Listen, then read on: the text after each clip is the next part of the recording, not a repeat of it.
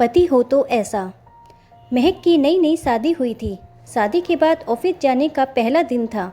सासू माँ चाहती थी महक साड़ी पहनकर ऑफिस जाए। इस बारे में उन्होंने उसे कल ही बता दिया था, जबकि महक कोई सूट पहनना चाहती थी। असल में बात यह थी, महक को साड़ी पहनना नहीं आती थी, क्योंकि उसने शादी से पहले कभी साड़ी पहनी ही नहीं थी। इस बारे में उसने अपने पति समर को भी बता दिया था। साथ ही उसे साड़ी पहनना अच्छा भी नहीं लगता था। शादी से पहले उसकी माँ ने भी साड़ी सीखने को कहा था, पर उसने कभी साड़ी पहनना सीखा ही नहीं। वक्त ही कहाँ मिलता था उसे ये सब सीखने का। घर से ऑफिस और ऑफिस से घर, यही उसकी दिनचर्या थी। ऑफिस के लिए देर हो रही थी। महक चिंतित स्थिति में थी कि क्या करे। महक को चिंतित देखकर समर ने कहा, जो तुम्हें अच्छा लगे पहनो, मैं माँ से बात कर लूँगा। महक ने कहा, रहने दीजिए, मैं ही बात कर लूँगी।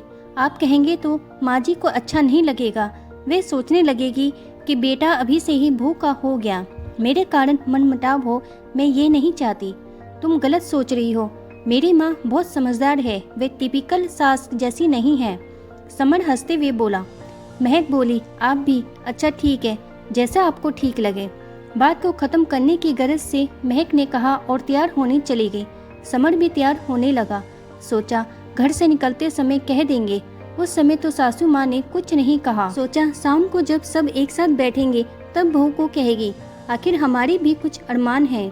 रात को खाना खाने के बाद सासू माँ महक से बोली, बहू अभी अभी शादी हुई है, आज तो साड़ी पहन लेती।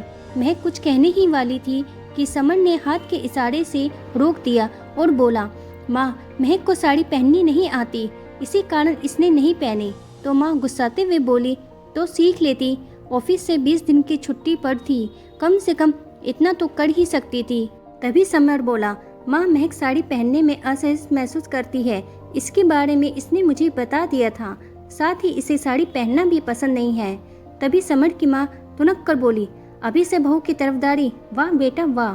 समर बोला, माँ इसमें तरफदारी की बात किधर से आ गई, जो सच है वही तो कहा है, पर बहू की शोभा तो साड़ी पहनने में ही है।